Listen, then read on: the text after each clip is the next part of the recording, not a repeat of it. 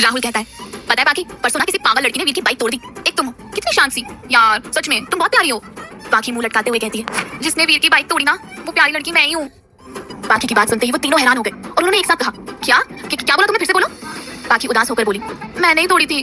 फिर अपनी सफाई देते हुए वो आगे कहती है, सच्ची में, लेकिन ना गलती ना उसी की थी। उसकी वजह से ना वो बूढ़े लोग गिरे थे और ये देखकर ना मुझे गुस्सा आ गया था और इसलिए मैंने ना रॉड से उसकी बाइक तोड़ दी। राहुल, विशाल और ईशान तीनों बाकी को आंखें बड़ी बड़ी करके देखने लगते हैं। बाकी सबको देखते हुए कहती है, ऐसे मत देखो जैसे मैंने कोई बहुत बड़ा जुर्म कर दिया हो, मैंने तो सिर्फ सबक सिखाने के लिए ऐसा किया था। ईशान हैरानी से कहता है, तो वो तुम हो जिसे वीर ढूंढ रहा है? बाकी चौंक कर कहती है, क्या वो मुझे ढूंढ रहा है? तभी बाकी के पीछे से आवाज आती है और वो सब उस तरफ देखने लगते हैं। वहाँ वीर को देखकर सब एकदम शांत से हो जाते हैं। वीर ने कहा, गाइस तुम लोग यहाँ क्या कर रहे हो और कौन किसे ढूंढ रहा है? बाकी वीर की आवाज सुनकर रोनी सी सूरत बना लेती है और हड़बड़ी में राहुल से बोलती है, राहुल भैया मैं निकलती हूँ, मेरी क्लास का ना टाइम हो गया और मेरे फ्रेंड्स का भी फोन आ रहा है। वो ये बोलकर बिना वीर की तरफ मुड़े ऐसे भागती है जैसे उसके पीछे पागल कुत्ते छोड़ती हूँ। वीर बाकी को देखते हुए कहता है, इसे क्या हुआ, ये ऐसे क्यों भाग गई? तीनों एक साथ बोले, बहुत कुछ हुआ है भाई। वीर कंफ्यूज होकर पूछता है, मतलब? ईशान बात को संभालते हुए कहता है, कुछ नहीं यार, बाकी राहुल की बहन और हमारी दोस्त बन गई है। वीर ने कहा, ओह अच्छा। राहुल ने कहा, पर तुझे तो मिली नहीं। विशाल और ईशान जल्दी से राहुल को पैर पर मारते हैं जिससे राहुल को दर्द होने लगता है और वो जोर से चिल्लाता है, आ। वीर राहुल को देखकर कहता है, क्या हुआ तुझे? राहुल ने कहा, तो कुछ नहीं, तू बाद में मिल लेना बाकी से। वीर ने कहा, ओके अब चलें। ये बोलकर वीर आगे निकल जाता है। ईशान राहुल और विशाल से कहता है, बाकी के बारे में हम तीनों में से कोई कुछ नहीं बताएगा इस खड़ूस को? राहुल ने कहा, पर क्यों? ईशान ने कहा, अबे अपनी नई नवेली बहन को मारना चाहता है क्या तू? राहुल ने अपनी आंखें बड़ी करके ईशान को देखते हुए कहा, नहीं। ईशान ने कहा, तो चुप हो जा, हमें सिर्फ दोस्त बनकर मिलवाना है उसे, ओके?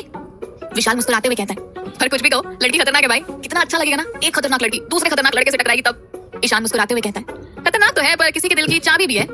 विशाल ईशान को देखते हुए कहता है, मतलब तू क्या बोल रहा है, समझा नहीं? वीर पीछे मुड़कर कहता है, क्या कह रहे हो तुम लोग, जल्दी आओ।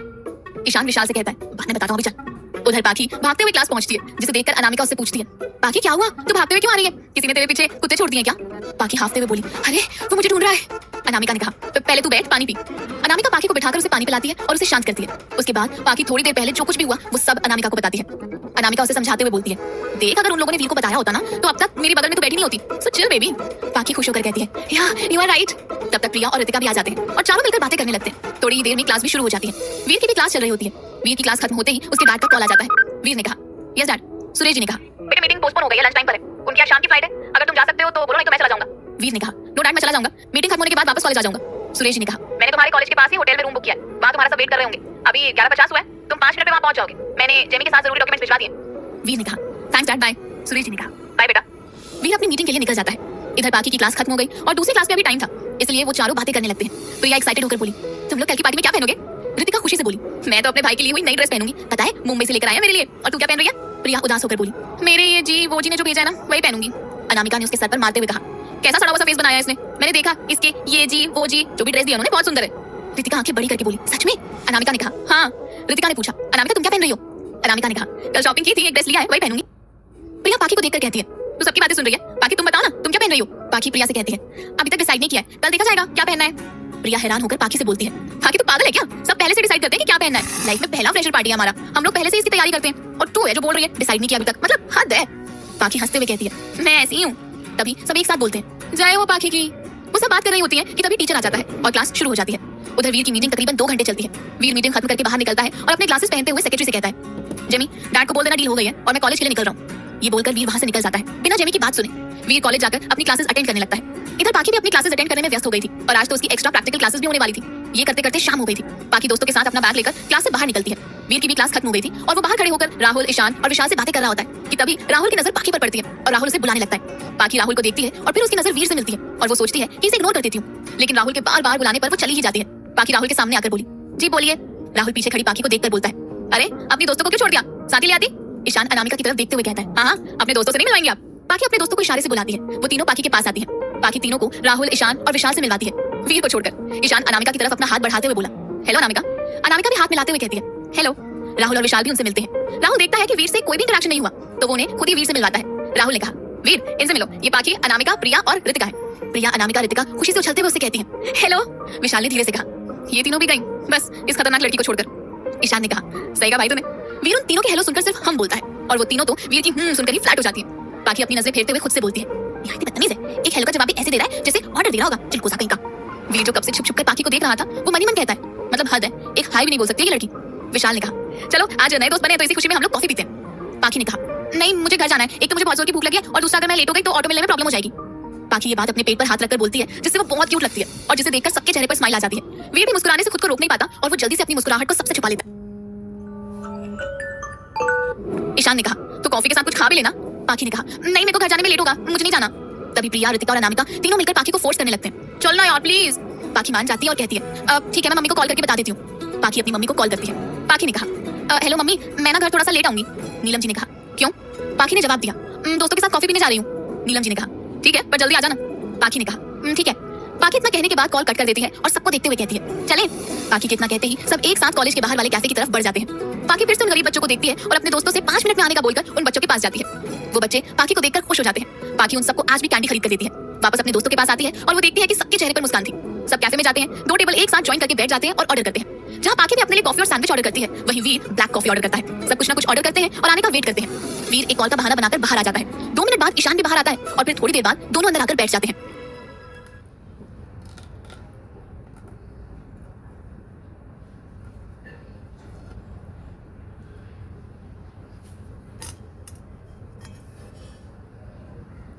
ऐसे ही सब बातें कर रहे थे कि तभी सबके ऑर्डर्स आ जाते हैं, जिसे देखकर पाखी सबसे कहती है, खाना आ गया। अच्छा, किसी को सैंडविच खाना है क्या? राहुल ने मुस्कुराते हुए कहा, नहीं पाखी, तुम खा लो। पाखी कंधे उचकाते हुए बोली, ठीक है, फिर बाद में ना कोई मेरे खाने को नजर मत लगाना। ईशान पाखी के गाल को पिंच करते हुए कहता है, कोई नहीं लगाएगा तुम्हारे खाने को नजर, तुम अच्छे से खाओ। पाखी अपना सैंडविच खाने लगती है। वीर जो अपनी कॉफी पीने में व्यस्त था, वो ऐसा नाटक कर रहा था कि वो मोबाइल चला रहा है, लेकिन उसकी नजर तो सिर्फ पाखी पर ही थी।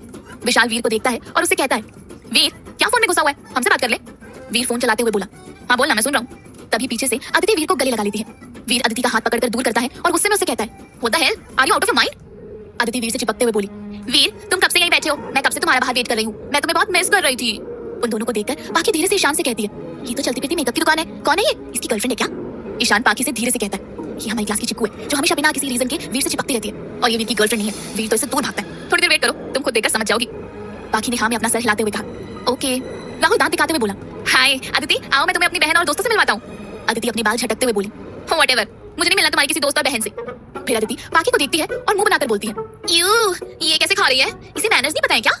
विशाल गुस्से में घूरते हुए कहता है, अदिति स्टॉप इट।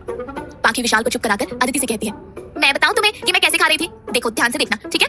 पहले से हाथों से उठाते हैं और फिर मुंह में ऐसे डालते हैं, और जितना बड़ा मुंह हो ना उतना बड़ा टुकड़ा काट लेते हैं और फिर अच्छे से चबाते हैं, फिर निगल लेते हैं। समझ गई ना तुम? और दूसरी बात, मैनर्स किया ना? तो अनामिका, मेरे सैंडविच खाने से पहले तुम लोगों के साथ शेयर करने के लिए मैंने पूछा था या नहीं? अनामिका हामी भरते हुए बोली, पूछा था। पाखी अदिति को देखकर बोली, सुना आपने अदिति जी, और इधर देखिए और सुनिए। पाखी इतना कहने के बाद नाइफ और फोक उठाकर नाइफ से सैंडविच को काटते हुए और फोक से खाकर दिखाते हुए कहती है, आप शायद इसे मैनर्स बोलती है ना, तो मैं आपको ये बता दूं कि मैं किसी 5 स्टार और 7 स्टार होटल में नहीं हूँ, किस छोरी और कांटे से खाऊं। ये एक नॉर्मल कैफे है और मैं अपने दोस्तों के साथ हूँ, तो मुझे शर्म नहीं आ रही है ऐसे खाने में। और हाँ, आप मेरे खर्चे नहीं उठा रही हैं, जो आप मुझे बताएंगे कि मैनर्स क्या होता है। आप जैसी मेकअप की दुकान को ये छुरी और कांटे से खाना पड़ता होगा, क्योंकि एक डर होता होगा ना कोई मेकअप ना खराब हो जाए। किसी दिन मैं आपके घर पहुंच गई ना, तब भी आप इसी तरीके से खाते हुए मिलेंगी। ये बातें सुनकर सबके सब मन ही मन हंसने लगे थे। तो वहीं अदिति गुस्से से लाल हो गई थी। वो गुस्से से बोली, तुम्हारी इतनी हिम्मत कि तुम मुझे सीख दे रही हो? पाखी हंसते हुए बोली, हिम्मत? अरे अभी तो मैंने अपनी हिम्मत दिखाई, कहा है बोलो तो दिखाऊं। और अपना गुस्सा ना अपने पास रखो, ठीक है? अगर किसी दिन मुझे गुस्सा आ गया ना, तो दोबारा मेरे सामने नहीं दिखोगी। अब जल्दी से फुटो यहाँ से, पूरा का पूरा मूड खराब करके रख दिया। अदिति गुस्से में जाते हुए बोली, तुम्हें तो मैं देख लूंगी। पाखी ने कहा, देख लेना, अभी निकलो। अदिति वहां से चली जाती है। वीर, विशाल, राहुल और ईशान सभी मुंह फाड़े पाखी को देख रहे होते हैं। तभी ईशान पाखी का कंधा थपथपाते हुए बोला, वाह क्या बात है, तुमने कहां से ट्रेनिंग लिया ये बोलने की? पाखी सबको एक नजर देखते हुए बोली, कहीं से नहीं, और तुम लोग ऐसे क्यों देख रहे हो? कॉफी पियो, ये मेकअप की दुकान के चक्कर में कॉफी ठंडी हो गई। सब अपनी कॉफी पीते हैं। ईशान वीर को देखते हुए बोला, वीर पाखी को घर तू ड्रॉप कर देना। ये सुनकर पाखी खांसने लगी। अनामिका उसके पेट सहलाते हुए बोली, पाखी तो ठीक है। पाखी पानी पीती है और हाँ में सर हिलाती है, फिर ईशान को खा जाने वाली नजरों से घूरती है। पाखी ईशान को मना करते हुए कहती है, नहीं, मैं चली जाऊंगी, मैं कैब बुक कर लूंगी। ईशान सीरियस होकर बोला, पाखी एक अकेले लड़के के लिए कैब इज नॉट सेफ। पाखी ईशान के कान में बोली, आप लोग मुझे मरवाना चाहते हो ना? ईशान ने कहा, नहीं पाखी, मैं तो तुम्हारी सेफ्टी के लिए बोल रहा हूँ। वीर जो उतनी देर से शांत था, पाखी को देखते हुए बोला, ईशान इज राइट, और मुझे कोई दिक्कत नहीं है, मैं छोड़ दूंगा। पाखी मुंह बनाते हुए बोली, नहीं मैं चली जाऊंगी। राहुल ऑर्डर देते हुए बोला, पाखी मैं बोल रहा हूँ ना, वीर छोड़ देगा, बस बात खत्म। पाखी अपने मन में खुद से बोलती है, कितना सोचा था इस चिलगोजे से दूर रहूंगी, पर ये दोनों राहुल और ईशान, रुको, आप दोनों बचोगे नहीं मुझसे। सब कैफे से बाहर आ जाते हैं। फिर आज वही कॉटन कैंडी वाला पाखी के पास आ जाता है और उसे कैंडी देता है। पाखी परेशान होते हुए बोली, आज किसने दिए इसके पैसे? कैंडी वाला वीर को देखता है और पाखी से कहता है, वो भैया तो पैसे देकर चले गए। ईशान विशाल के कान में बोला, पाखी को कैंडी भेजने वाला और कोई नहीं बल्कि वीर ही है। विशाल चौंकते हुए बोला, क्या बोल रहा है तू? ईशान कुछ देर पहले हुई घटना विशाल को बताता है। वीर जब कैफे से बाहर गया था ना, तो मैं भी उसके बाद बाहर गया था, तब मैंने देखा कि वीर उस कैंडी वाले से बात कर रहा है और उसे पैसे दे रहा है। विशाल हैरान होकर बोला, सच बोल रहा है तू? ईशान खुश होकर बोला, हाँ। अनामिका पाखी को देखते हुए बोली, तेरा कोई दुश्मन तुझे मारने की प्लानिंग तो नहीं कर रहा है ना? अनामिका कितना कहते ही वीर अनामिका को घूर कर देखने लगता है। पाखी कैंडी वाले भैया से बोली, भैया मेरा एक मैसेज आप उन तक पहुंचा दोगे? कैंडी वाला वीर को देखता है और वीर हाँ करने का इशारा करता है, जिसे देखकर कैंडी वाला मुस्कुरा कर बोला, हाँ बोलिए दीदी। पाखी ने कहा, उनको आप बोलना कि वो हमसे मिलने का कष्ट करें और सामने से आकर हमें कैंडी दें। कैंडी वाले ने कहा ठीक है दीदी। वीर पाखी की बात सुनकर मुस्कुरा देता है। कल सब पार्टी में मिलने का बोलकर अपने अपने रास्ते निकल जाते हैं। वीर पाखी को वहीं रुकने का बोलकर कार लेने चला जाता है। पाखी वीर के जाते ही उससे पीछा छुड़वाने का सोचती है, लेकिन उससे पहले ही वीर कार लेकर आ जाता है। पाखी मन मारकर कार में बैठ जाती है और खुद से ही बड़बड़ाने लगती है, क्यों भगवान ऐसा क्यों किया तुमने? बहुत नाइंसाफी की है तुमने। जिससे दूर रहना चाहते हैं आप हमें उसी के करीब लेके आ रहे हैं। वीर ने देखा कि पाखी अपने में कहीं खोई हुई है, तब उसने आगे कहा सीट बेल्ट लगाओ। पाखी अपनी सोच से बाहर आती है और चौंकते हुए बोलती है क्या? वीर ने फिर से कहा मैंने कहा सीट बेल्ट लगाओ। पाखी ने जवाब दिया ओ हाँ। पाखी सीट बेल्ट खींचती है लेकिन वो नहीं निकलता। बार बार कोशिश करने के बाद भी जब सीट बेल्ट नहीं निकलती तो पाखी अपना मुंह फुलाकर बैठ जाती है और बोलती है मुझे नहीं लगाना, आप चलो। वीर जो कि कब से पाखी की नौटंकी देख रहा होता है खुद से बोला वही नौटंकी बाज लड़की है ये। फिर अचानक से वो पाखी की तरफ बढ़ जाता है, जिससे पाखी डर जाती है और अपनी आंखें बंद कर लेती है। वहीं वीर पाखी का सीट बेल्ट लगाता है। सीट बेल्ट लगाने के बाद वो अपनी सीट पर वापस आकर अपना सीट बेल्ट लगाता है और बोलता है आंखें खोल सकती हूँ, मैं कुछ नहीं करने वाला था स्टूपिड गर्ल। पाखी अपनी आंखें खोलती है और सीट बेल्ट बंधा देखकर कहती है स्टूपिड नहीं हूं मैं। वीर सामने देखते हुए बोला हाँ वो दिख रहा है। पाखी गुस्से में बड़बड़ाते हुए बोलती है इस खड़ूस की सुनने से अच्छा कि मैं गाना सुन लूं। फिर अपने ईयरफोन्स निकालकर वो गाना सुनने लगती है और साथ ही वीर की दी हुई कॉटन कैंडी खाने लगती है। वीर खुद से बोलता है क्या इस लड़की ने मुझे अपना ड्राइवर समझ रखा है? और तो और ये नहीं कि मुझसे बात कर ले, इसकी बजाय खुद गाना सुनने लगी है। हद है, खा तो ऐसे रही जैसे इसकी कैंडी में से छीन लूं। रुको मैं बताता हूं तुम्हें। वीर स्पीड में कार चलाता है और अचानक ब्रेक लगा देता है, जिसके कारण झटके से पाखी के हाथ का कॉटन कैंडी मुंह पर लग जाता है। पाखी गुस्से में बोली क्या था ये, गाड़ी चलाना नहीं आता क्या? वीर नॉर्मली बोला सॉरी सामने एक बिल्ली आ गई थी। फिर जोर से वो हंस देता है, जिसे देखकर पाखी घूरते हुए कहती है हंस क्यों रहे हो, कोई जोक मार रही हूं मैं? वीर मिरर पाखी की तरफ करता है और पाखी अपना फेस देखती है। गुस्से में उसके हाथ में बचा हुआ कैंडी वीर के फेस पर लगा देती है और अब वो खुद भी हंसने लगती है। वीर गुस्से से बोलता है ये क्या किया तुमने? पाखी ने कहा भाई जो आपने किया था, क्यों अच्छा नहीं लगा? इसे कहते हैं जैसे को तैसा। और वो हैंकी से अपना मुंह साफ करती है, तब भी फेस मीठे की वजह से वो चिपचिप करने लगता है। पाखी वीर को इशारा करती है।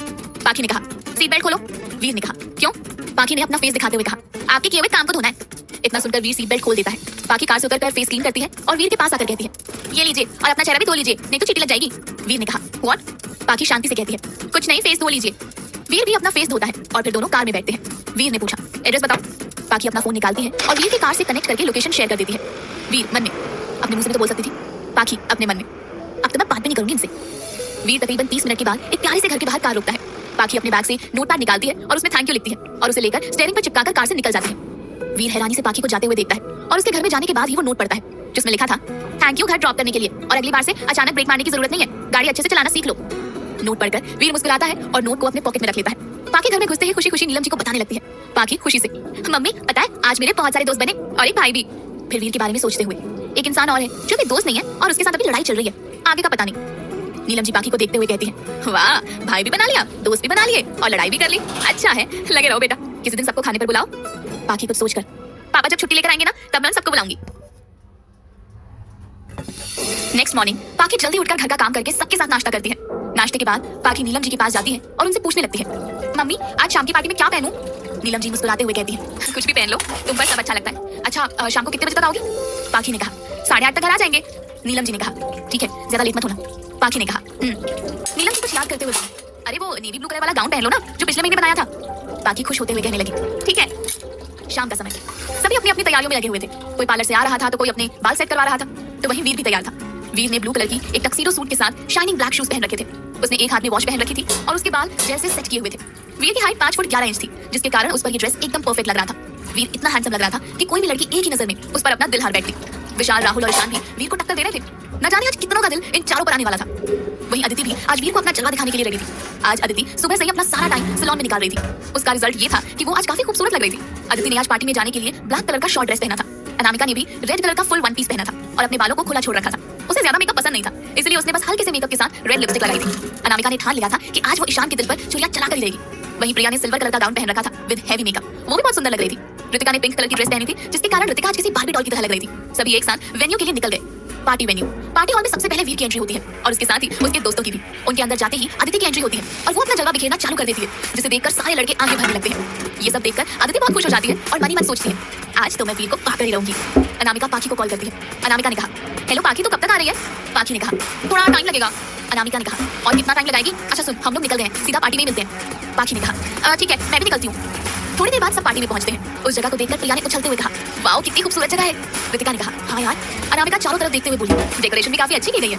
वो लोग पार्टी हॉल में पहुंचते हैं। ईशान की नजर पार्टी में अनामिका को ढूंढ रही थी। उसे ना देख ईशान राहुल से पूछता है बाकी लोग नहीं आने वाले हैं क्या? कल तो बोल रहे थे कि वो लोग टाइम से आ जाएंगे, लेकिन अभी तक दिख नहीं रहे।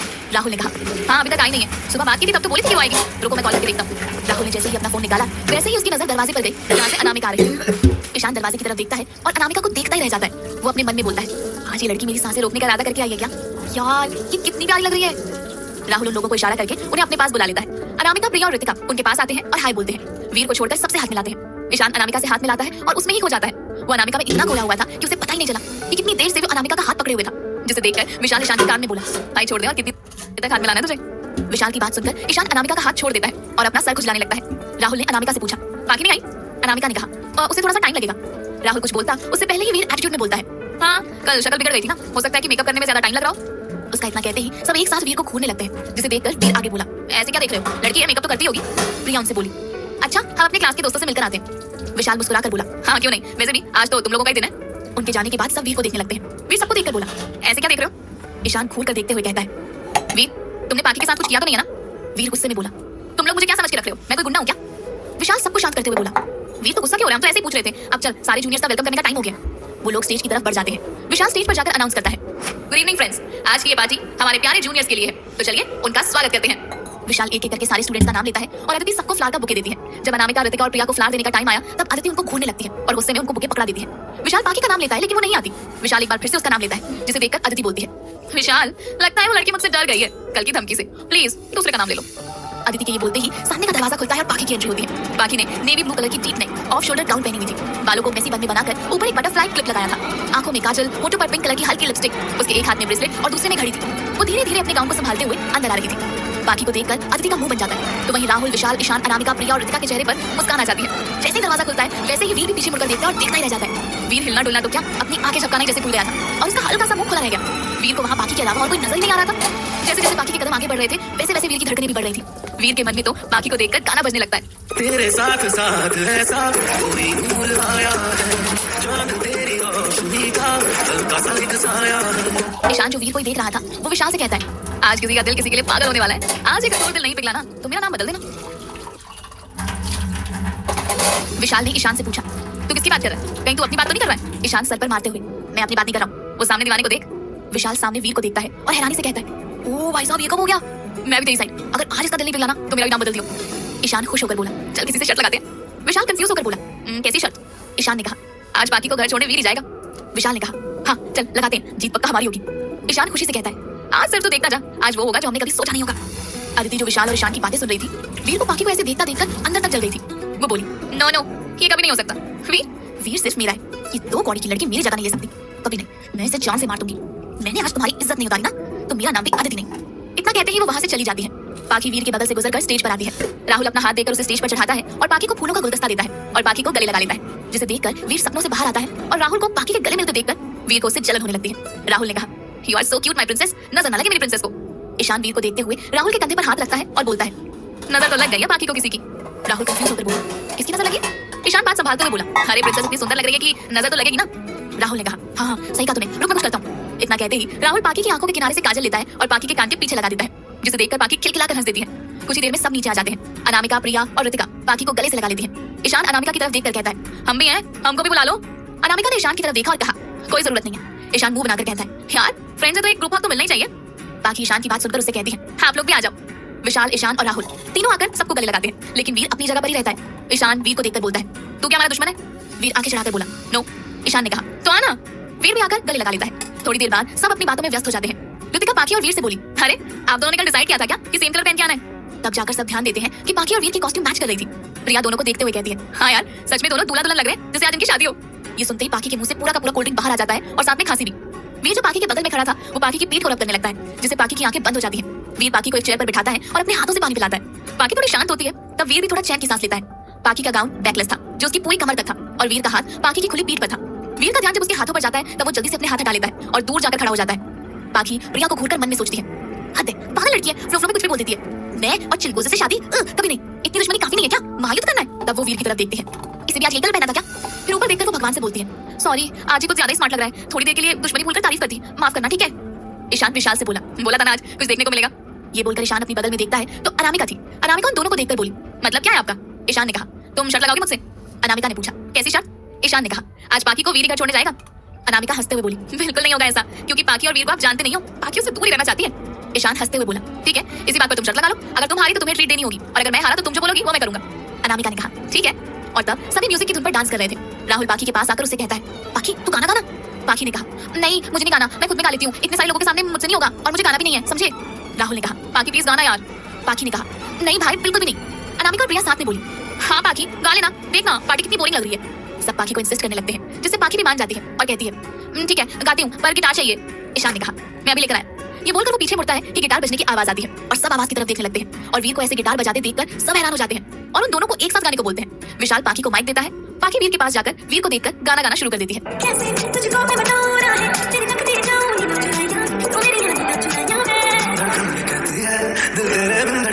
वीर पाकी को देखता है और पाकी वीर को ऐसे ही देखते देखते पूरा गाना खत्म करते हैं। वीर को तो लग रहा था कि पाकी ने ये गाना उसी के लिए गाया है। वो सिर्फ और सिर्फ पाकी को ही देख रहा था। अदिति जो वीर को इतना चेंज होते हुए देख रही थी, उसे बिल्कुल भी नहीं अच्छा लग रहा था और जब वीर पाकी को देखता था तो उसे पाकी को मार देने का मन कर रहा था। वहां खड़े सब लोग पाकी को गाना गाता सुनकर हैरान थे। पाकी जो अभी तक वीर को देख रही थी, तभी अनामिका उससे आकर गले लगा लेती है। तब पाकी को एहसास होता है कि वो कब से वीर को ही देख रही थी। अनामिका उससे अलग होती है और कहती है, यार पाकी तू ना मुझे एक ऑटोग्राफ दे दे। पाकी ने कहा, क्या बोल रही है तू, चुप कर, चल सबके साथ डांस करते हैं। अनामिका ने कहा, हाँ चल। इतना कहते ही वो लोग डांस फ्लोर के पास आकर डांस करने लगते हैं।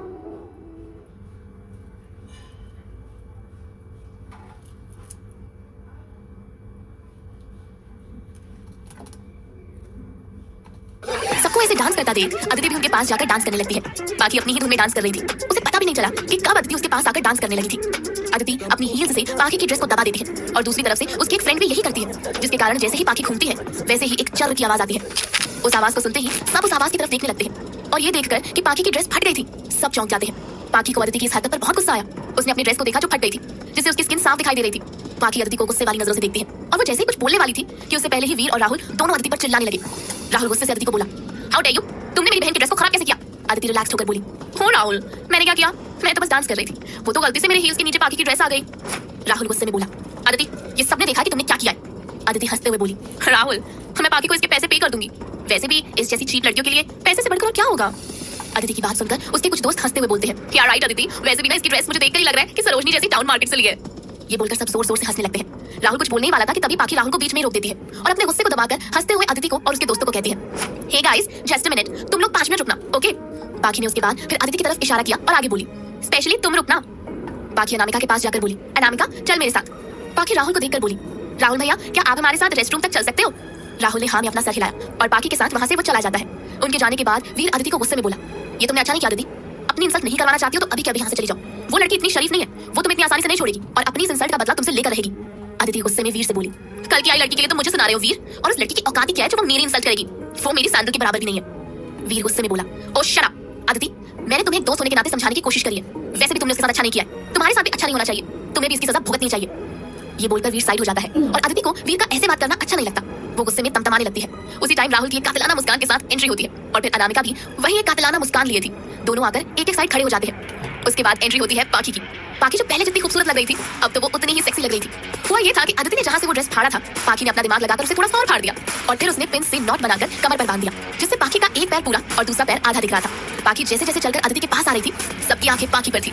सब पलके झपकाना भूल गए थे, यहाँ तक कि अदिति के दोस्त भी पाकी को निहार रहे थे और उनके मुंह से अचानक ही निकला, गॉर्जियस। वहीं 5 लोग और खड़े थे जिनके चेहरे पर कातिलाना मुस्कान आ गई थी। विशाल ईशान से मुस्कुराकर बोला, अब ये पागल शेरनी चिड़िया का क्या हाल करेगी? एक की तो गुस्से में बाइक तोड़ दी थी, दूसरी का क्या तोड़ेगी लड़की? ईशान पाकी को देखते हुए बोला, चुप एंजॉय करने देना आराम से, तुम सामने देख। दूसरी तरफ पाकी अदिति के पास आकर बोली, चलो स्टार्ट करते हैं।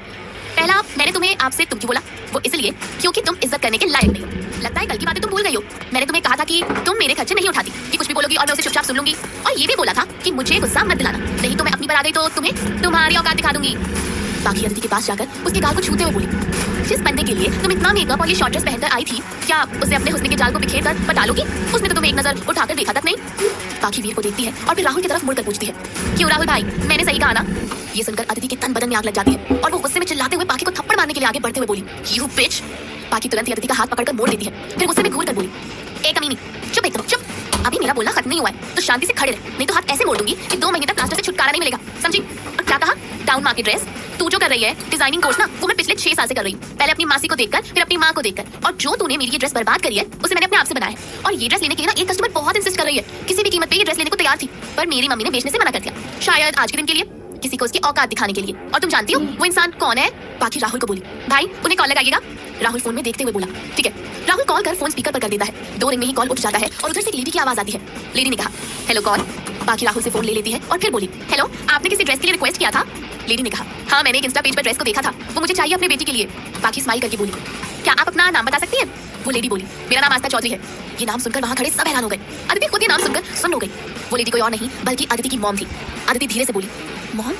पाखी मुस्कुराकर आगे बोली, आस्था आंटी, पर मैंने तो सुना है कि आपकी बेटी को वो ड्रेस पसंद नहीं है, उसको ऐसी ड्रेस अच्छी नहीं लगती है। उन्होंने मुझे अपने दोस्तों से फोन करके बोलने को कहा है क्योंकि उनका फोन टूट गया है। ये सुनकर अदिति अपना फोन देखती है और पाखी उसके हाथ से फोन ले लेती है और अपनी उंगली से शांत रहने का इशारा करती है। अदिति की मॉम ने कहा, बेटा मैं अपनी बेटी से बात करती हूँ पर मुझे वो ड्रेस चाहिए, चाहे मुझे उसके लिए कितना भी पैसा पे करना पड़े, मैं इसके लिए तैयार हूँ। ओके बेटा, बाय। ये बोलकर वो फोन रख देती है। कॉल करते ही पाखी ने अदिति पर तंज कसते हुए कहा, मुझे नहीं लगा था तुम सरोजनी जैसे डाउन मार्केट टाइप की हो। So sad. और मेरी ड्रेस खराब करने की कीमत तो चुकानी पड़ेगी तुमको। पाखी ने इतना कहने के बाद ही अदिति का फोन जोर से जमीन पर पटक दिया और लचने से पहले सोच लेना, क्योंकि इस बार मेरा मुंह चला है और तुम्हारा फोन टूटा है। नेक्स्ट टाइम मेरे हाथ पैर चलेंगे जिससे तुम अपने मेकअप से भी नहीं छुपा पाओगी। ये सब बोलते वक्त पाखी गुस्से में कांप रही थी। अनामिका पाखी को देखते हुए राहुल से बोली, राहुल भाई, पाखी को संभालना होगा, वो अपना गुस्सा हैंडल नहीं कर पाती है, उसे फीवर और सर में दर्द होने लगता है, जल्दी कुछ करो नहीं तो इसकी हालत खराब हो जाएगी। ये बातें वहाँ खड़े वीर, ईशान और विशाल भी सुन लेते हैं और उसके बाद वीर अनामिका को डांटते हुए बोला, क्या ये बात तुम पहले नहीं बता सकती थी? ये बोलकर वो पाखी के पास जाकर खड़ा हो जाता है। वीर के डांटने से अनामिका डर जाती है। वीर अदिति के दोस्तों को जाने का इशारा करता है, जो लोग पार्टी छोड़कर और अदिति को वहाँ पर अकेला छोड़कर चले जाते हैं। वीर पाखी की ओर मुड़कर बोला, चले शेरनी, थोड़ा आराम कर ले, अभी पार्टी बहुत बाकी है। वीर ने कहा और धीरे से अपना हाथ आगे बढ़ा दिया। क्या पाखी अपना हाथ देगी वीर के हाथ में? जानने के लिए सुनते रहिए पाखी, एक प्यार का पंछी।